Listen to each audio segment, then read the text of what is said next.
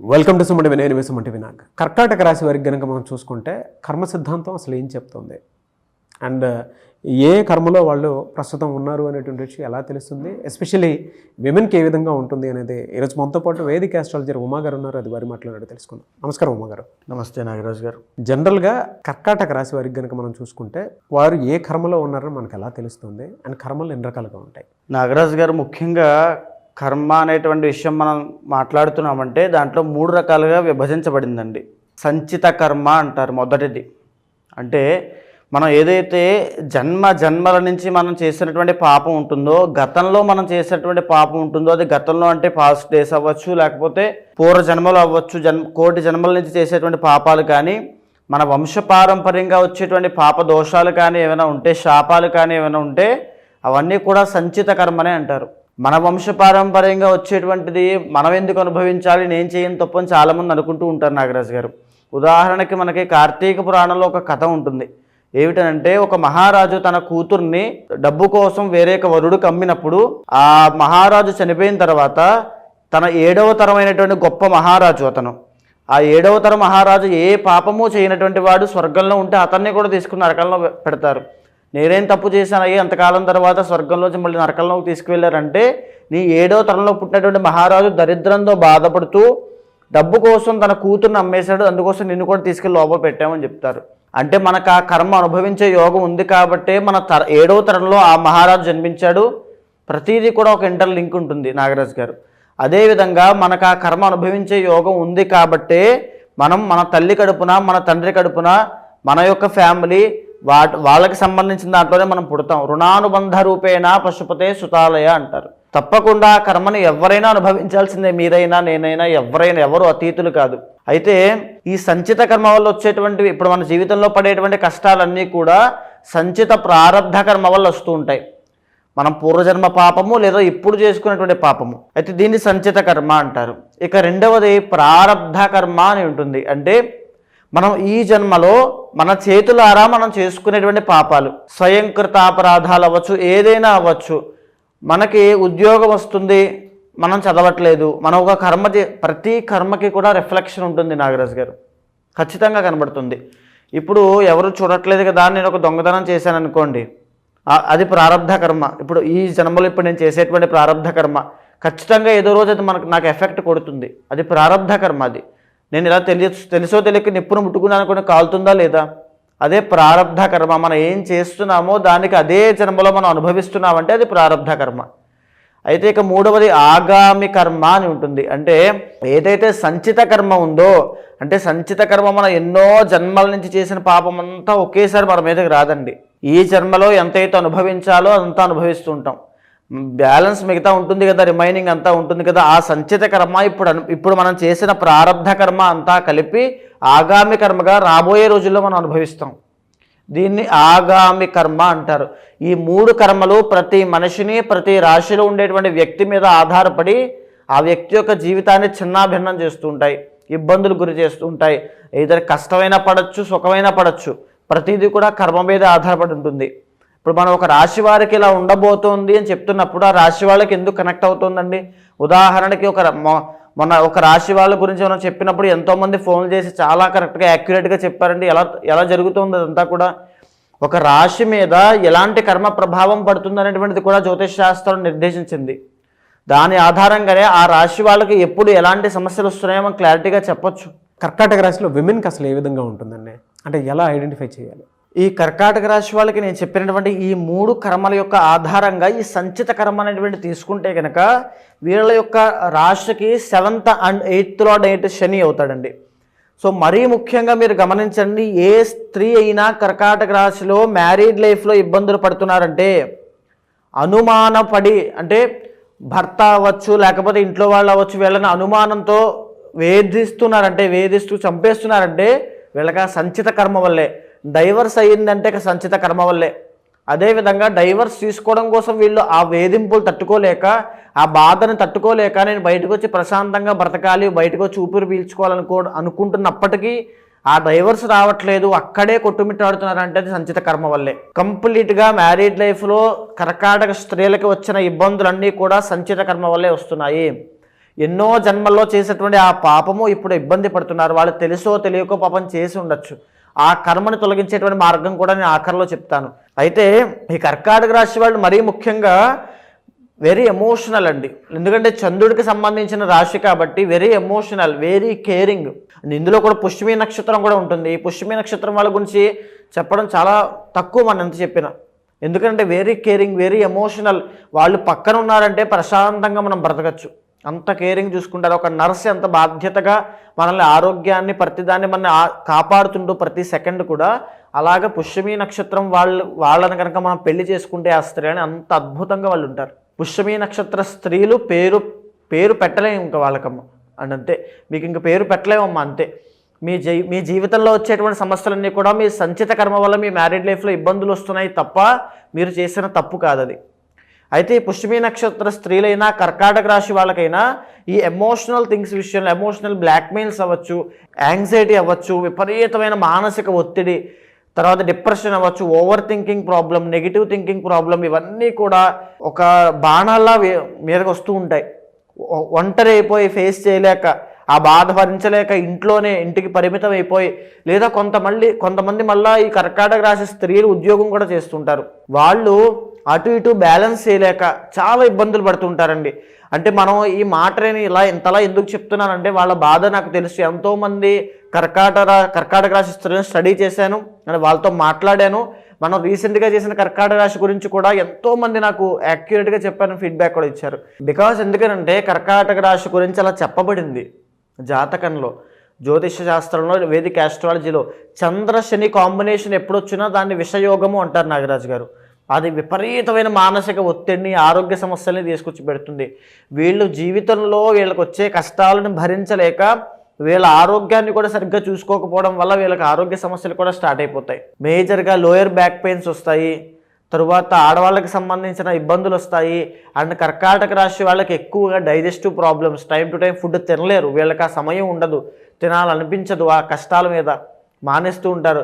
Digestive problems వస్తాయి, gastric trouble అవ్వచ్చు, acidity అవ్వచ్చు, రెస్పిరేటరీ ప్రాబ్లమ్స్, చాలామందికి ఆస్తమా ప్రాబ్లం కూడా వీళ్ళకి ఉంటుంది కర్కాటక రాశి వాళ్ళకి. ఇవన్నీ కూడా ఎందుకు ఆరోగ్య సమస్య. అండ్ ఇంకొకటి కర్కాటక రాశి స్త్రీలకి నాగరాజు గారు ఆర్థిక పరంగా అప్పులు చేయాల్సిన పరిస్థితిలోకి వచ్చేస్తారు వీళ్ళు. ఎందుకంటే వీళ్ళకి డబ్బులు చాలా ఉంటాయి, విపరీతంగా వీళ్ళు ధనవంతులు అవ్వచ్చు, కానీ వీళ్ళ చేతిలోకి రావు. అంటే నాకు ఒక 10 కోట్ల రూపాయలు ఆస్తుంది అనుకోండి, నా చేతిలో రూపాయి లేదు, నేను కూరగాయల షాప్కి వెళ్ళి నాకు 10 కోట్లు ఆస్తుండే కూరగాయలు ఇస్తాడా? ఇవ్వడు కదా. ఆ టైంకి కావాలి. అలాంటి పరిస్థితిలోకి కర్కాటక రాశి స్త్రీలు వస్తారు. భర్త బాగా సంపాదిస్తాడు, ఏ కర్మ కిందకు వస్తుంది? సంచిత కర్మ అండి. ఇదంతా కూడా సంచిత కర్మ. అదొకటే ఉంటుందా సంచిత కర్మ? లేదు, ప్రారంధ కర్మ ఎలా ప్రభావితం కూడా చేస్తుందో కూడా చెప్తాను. అయితే వీళ్ళకి ఈ జీవితంలో భర్త సంపాదిస్తాడు, లేదా తల్లిదండ్రులు బాగా సంపాదించిన వాళ్ళు ఉంటారు, డబ్బులు ఉంటారు, కానీ వీళ్ళు అడిగే పరిస్థితులు వీళ్ళు ఉండరు, అడగరు. దానివల్ల వీళ్ళే ఒక మదన పడడము. మెజారిటీ ఆఫ్ కర్కాటక రాశి స్త్రీలు అంటే మొత్తం 12 రాశుల్లో సూసైడ్స్ చేసుకోవడము, ఆ థాట్స్ రావడము, నా జీవితం ఎందుకు అని ఒక డిటాచ్మెంట్లోకి వెళ్ళిపోయేది కర్కాటక రాశి వాళ్ళండి. వాళ్ళు భరించలేరు, పాపం హ్యాండిల్ చేయలేరు.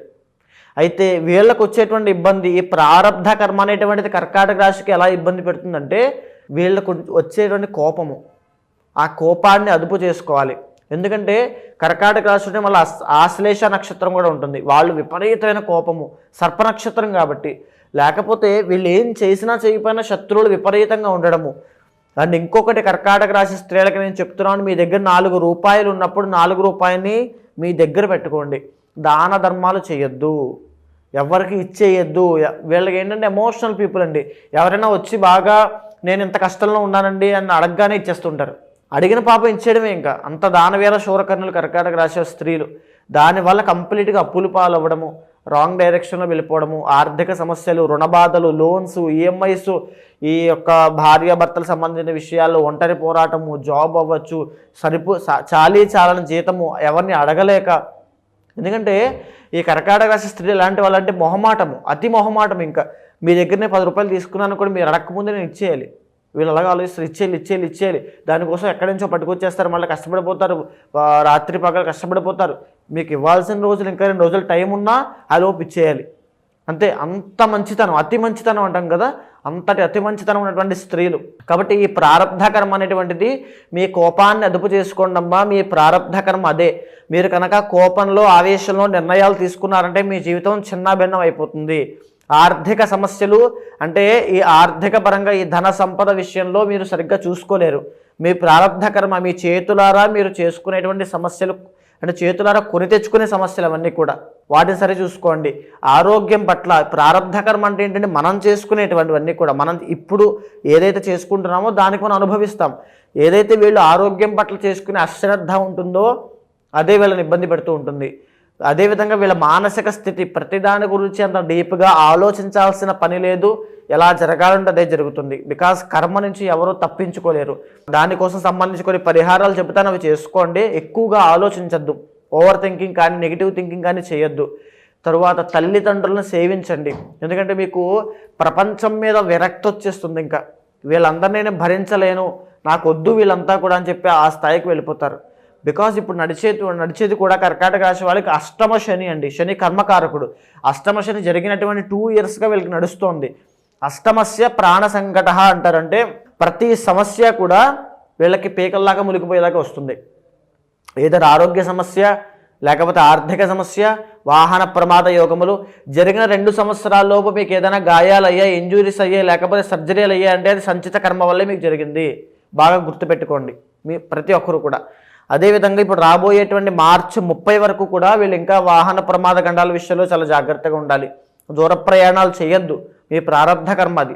మీకు ప్రయాణం చేసే, మీకు ఈ యొక్క గాయాలు పాలయ్యే యోగం ఉందనేది సంచిత కర్మ.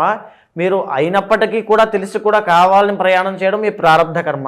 ఎలా అండి, మార్చి నుంచి డిసెంబర్ వరకు ఎలా ఉండే అవకాశం ఉంటుంది? మార్చి నుంచి డిసెంబర్ వరకు కూడా, మార్చి నుంచి ముందు మే 15వ తారీఖు దాకా కొంత సామాన్యంగా ఉంటుందండి, పర్వాలేదనిపిస్తుంది. ఈ మార్చి 30వ తారీఖు దగ్గర నుంచి మే 15వ తారీఖు దగ్గర నుంచి అక్టోబర్ దాకా తీవ్రమైన ఆర్థిక సమస్యలు, డబ్బులు రూపాయి కూడా నిలబడకపోవడం, ఏదో ఒకటి వస్తువు కానీ వాహనం కానీ కొనేస్తారు, అయిపోతాయి. ఉదర సంబంధించిన వ్యాధులు, లావుగా ఉన్న వాళ్ళైతే ఒబేసిటీ సమస్యలు, కొలెస్ట్రాల్, వృద్ధులైతే హార్ట్కి సంబంధించిన ఇబ్బందులు, బికాస్ గురుడు కాబట్టి హార్ట్కి సంబంధించిన ఇబ్బందులు. ఇంకొక ముఖ్యమైన విషయము, శుభకార్యాలు మధ్యలో అర్ధాంతరంగా ఆగిపోవడం లాంటివి జరుగుతాయి. పెళ్లి సెట్ అయిపోతుంది, ఎంగేజ్మెంట్ అయిపోతుంది, లాస్ట్ మినిట్లో మాకు వద్దు, మేము క్యాన్సిల్ అంటారు. ఇలాంటివి జరుగుతాయి వీళ్ళకి.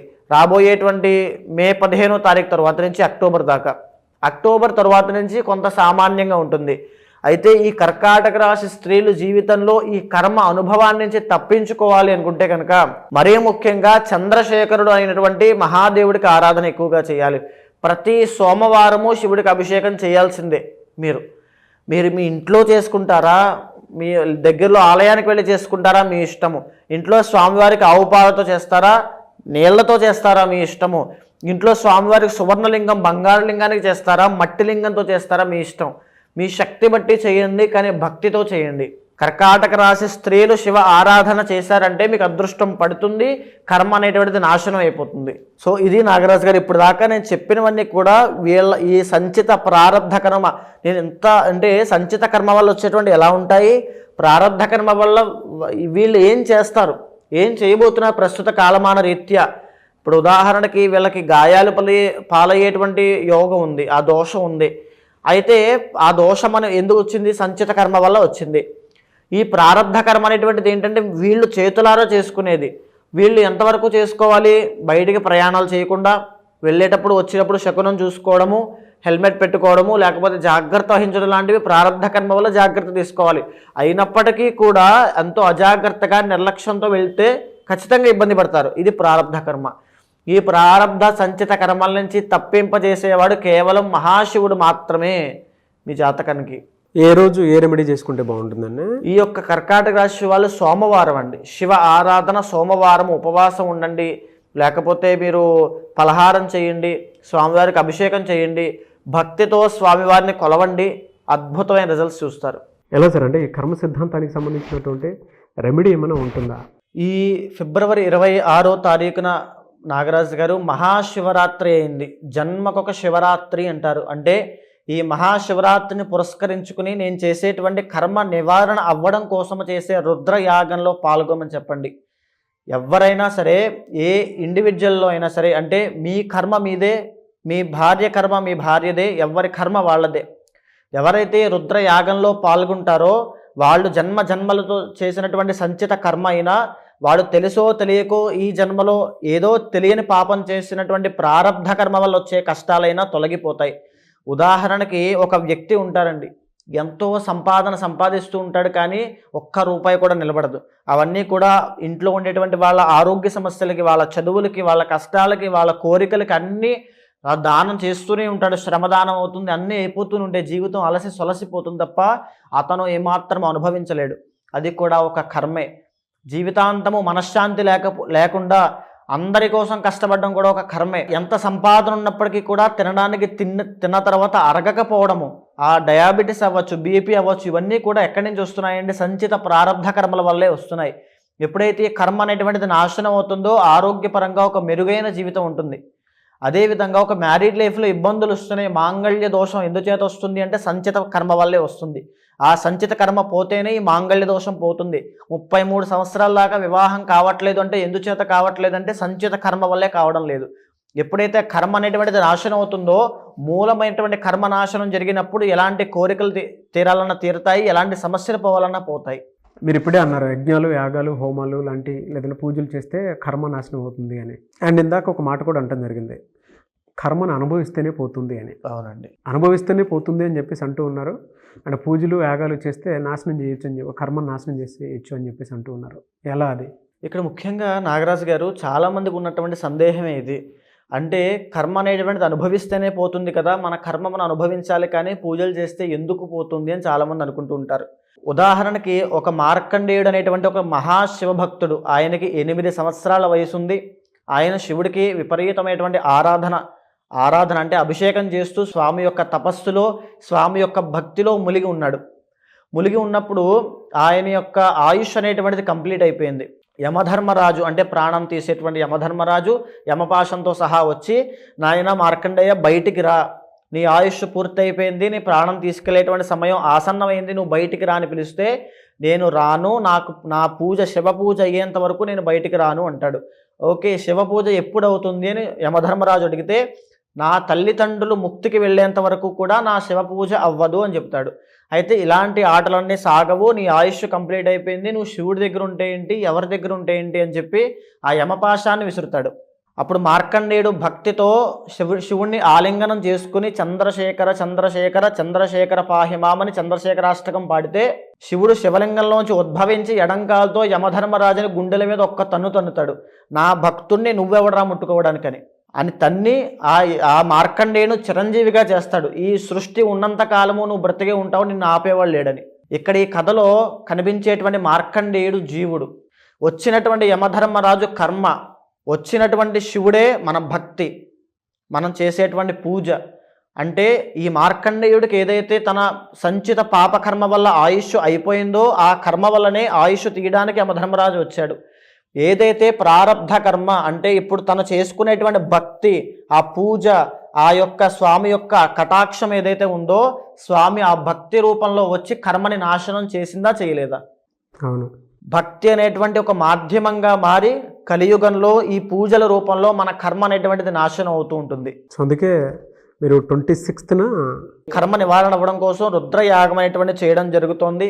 ఎవ్వరు పాల్గొన్నా సరే వాళ్ళందరికీ కూడా సంచిత ప్రారబ్ధ కర్మ పోయేటట్టుగా ఆ రుద్రయాగంలో సంకల్పం చెప్పడం వల్ల ఏదైతే ఒక మనిషి ఆ మోయలేనటువంటి కర్మ బరువు ఉంటుందో దానిని ఆ తక్షణ మరుక్షణం నుంచి ఆ కర్మ అనేటువంటిది నాశనం అయిపోతుంది.